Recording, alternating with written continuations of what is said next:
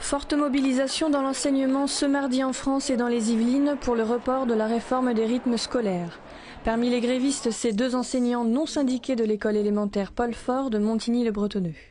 Le manque de concertation, c'est ce qui les agace le plus. Mais pourquoi on n'arrive vraiment pas à faire en sorte de laisser du temps aux gens pour se concerter, pour se mettre d'accord sur un certain nombre de points, et que ces idées, sans être édulcorées, sans être censurées ou qu'on les vide de leur substance, alimentent une loi et que ce soit vraiment quelque chose qui emporte l'adhésion. Passionnés par leur métier, ils sont conscients de la nécessité d'une réforme dans l'intérêt de l'enfant. L'idée du corps enseignant ? Reporter la réforme Peillon à la rentrée 2014 afin de réécrire le décret.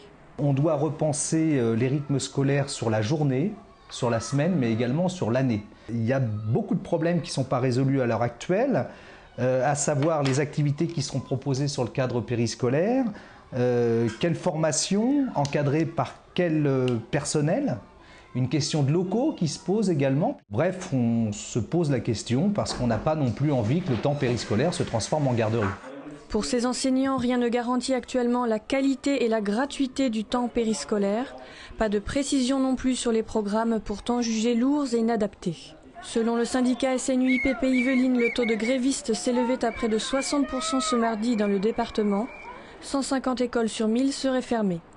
À Saint-Quentin-en-Yvelines, une grève massivement suivie notamment à Montigny-le-Bretonneux, Elancourt, Guyancourt et La Verrière. À Trappes, 30 écoles sur 36 étaient fermées ce mardi. À la mairie, une centaine d'enseignants de la ville a fait entendre ses inquiétudes.